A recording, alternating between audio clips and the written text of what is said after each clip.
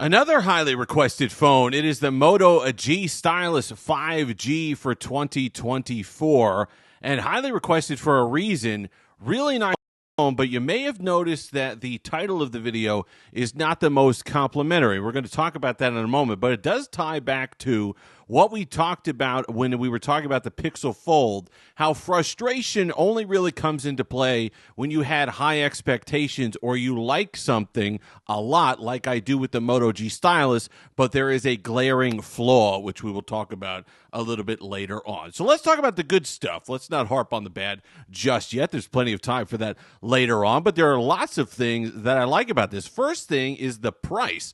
Love $399 for this phone. Absolutely love it. Moto had kind of gotten wonky with the 5G version of the Stylus a couple years ago. They went to $499 with that Snapdragon 695 version. All the rest, I just did not like that. That did not speak to me for $500. But I think they made the right compromises here to get to that $400 price tag. And what are some of those compromises? Well, it's going to be the build quality. You get a plastic frame here, which isn't the end of the world. You get an eco leather back. So even though it's a plastic back, you're still getting some of that kind of premium feel. It's a beautiful color in this Scarlet Wave. It does have a bit more orange in it than the camera is showing. So if you don't like orange, kind of shy away from it. But I do like the finish on this. And of course, the plastic frame does match the color of the phone. Not getting Gorilla Glass on the front. They don't just say what it is. I'm sure it's Panda Glass, or there's this new one, NEG Glass, or something like that the companies are using. But you know what? That's okay. You still get wireless charge, so they didn't subtract that from the device. So I like that the kind of build compromises they made, because they didn't compromise on things that are important to me. Now, you might have a different way of thinking about it, but I love the fact that they went with the display. Gorgeous POLED 7.6-inch display. 1080p, yes, but 120 hertz, beautifully saturated, 1200 nits brightness, just a really, really nice design on this display, and I just love the way it looks with the flat design on it. It's a POLED, so you don't have the large chin on it or anything. You don't have the teardrop notch. It looks like a nice display. It gets plenty bright, and I love the colors on it. They're saturated enough, just a bit of pop, and it adds with that brightness, so it's really, really a gorgeous display. Then we talk about performance. Really nice. The Snapdragon 6 Gen 1, poppy enough. Runs the 120 hertz display nicely. No issues there.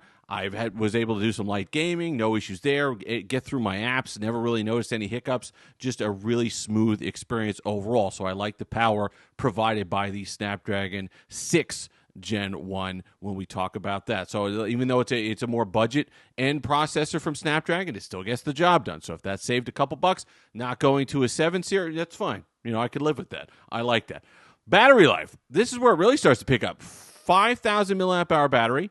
The wireless charge, like I talked about, only 30-watt wired charging with 15-watt wireless charging, but the 5,000 milliamp hour battery is getting phenomenal battery life. If you're worried about it, if you had it the first day and you're like, oh man, the battery life is not so great, second day it started to come in, and now it's really excellent. I could easily see over 8.5 hours of screen on time on this guy right here, and that's what I've always loved about the Moto G Stylus series, is that in a lot of the Moto phones in general, you really get an outsized battery life, and you get decent performance with that as well. So it makes it really good. When you start adding those things up, right?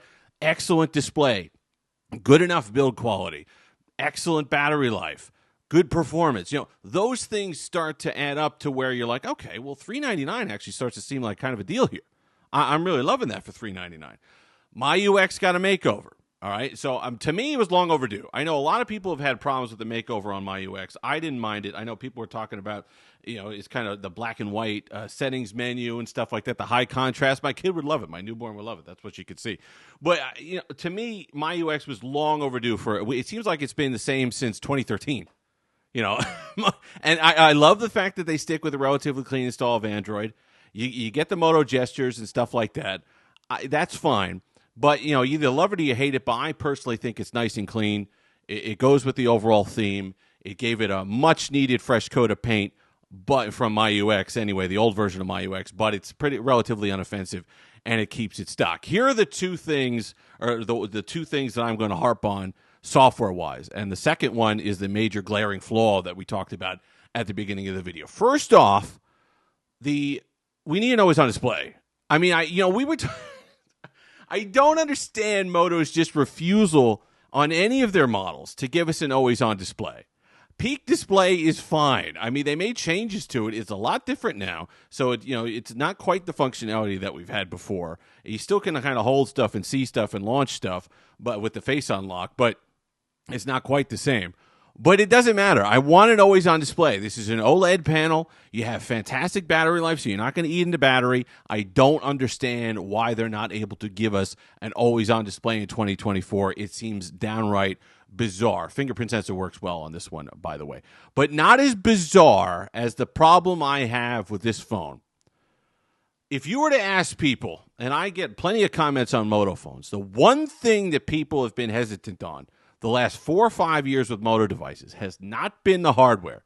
It's also not been the software. People like my UX for the most part. It has been software support. They got a little bit better last year. The 2023 devices were, around 4 years of support, bi-monthly updates. They've been keeping up with that. That's been fine. Trying to clawing back that trust from people. So then they come out with this device. The Moto G Stylus for 2024 5G is getting one major upgrade of Android and 3 years of security support, security updates. We would have barely signed for that in 2020. I remember making fun of the Nokia G series or whatever it is back in the day because they were offering one major upgrade of Android. That's embarrassing. And it's not like it's not like all the other people around the same, they have a very old school mid-range mentality. That's what we were lucky to get on mid-range devices 6, 7, 8 years ago. But now you have phones for a little bit more or around the same price offering 4, 5, 7 years of software support, 5 years of major upgrades of Android. It's laughable that they're giving one major upgrade of Android. It is a major disappointment. And it is something that absolutely is going to hold this phone back in a lot of people's minds. And it is an unforced error because the rest of it is excellent for the money. But that is not an area where I feel like people should be compromising at $400 anymore by getting such lackluster support. There are some other things on here that might sway you still. Headphone jack, 3.5 millimeter headphone, expandable storage. 8 gigs of RAM in this. So this is where the frustration comes in, right? So many things would have been buy signals for so many people. But then you throw that bizarre thing in there with the updates. I don't know. You do have the Stylus. I want to note a couple things on the Stylus. So because the Stylus suite on the Moto devices, I might do a separate video on this or do more on this the next time. I really like it. I like it better than the S Pen Stylus suite. So you have the Write a Note, which just takes you right to a note page. We can go take a look at that, and you're right into a note page there. Then you have the Moto Note, which takes you to your collection of notes. You have a screenshot, which is great. You want to screenshot something, and then you could go ahead and write on it and send it to friends.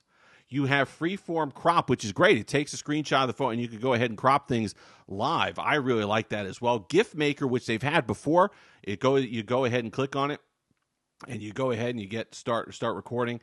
So you could kind of get this. You get this box here. It's tough to do on the screen, but you could kind of crop it into the video that you're watching, hit record, and it'll go ahead and make a GIF out of that. So you could go ahead and troll your friends on WhatsApp. And then it has this one down here, which is handwriting calculator, which, believe it or not, works. I'm going to try to do this on camera here. 2 + 2, and it goes ahead and gives me 4.